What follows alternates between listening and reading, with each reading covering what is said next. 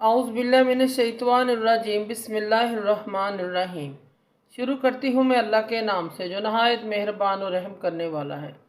मोअज़्ज़िज़ सामीन व कराम, अस्सलाम वालेकुम रहमतुल्लाहि व बरकातुहू। उम्मीद है आप खैरियत से होंगे। अल्लाह पाक आपके जायज़ हाजात को पूरा करे। अल्लाह पाक आपकी दिली मुराद को पूरा करे। आमीन सुम्मा आमीन या रब्बल आलमीन।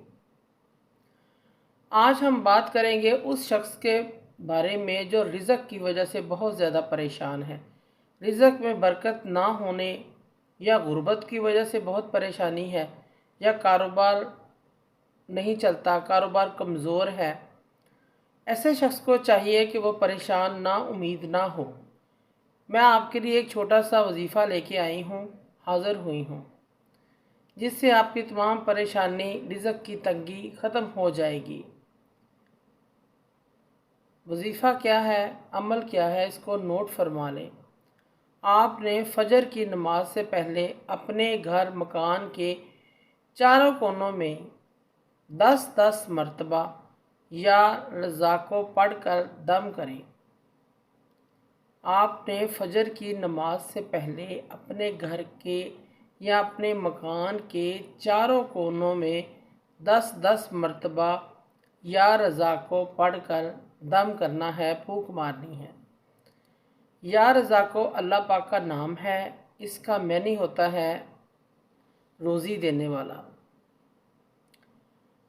रोज़ी देने वाली ज़ात सिर्फ़ अल्लाह पाक की है, जो रोज़ाना फ़जर की नमाज से पहले आप घर के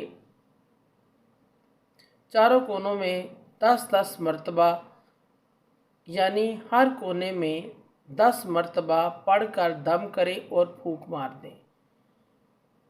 ये दम हो जाएगा इंशाअल्लाह ताला। अल्लाह पाक के नाम की बाबरकत की वजह से उस पर रिज़्क़ के दरवाज़े अल्लाह पाक खोल देंगे।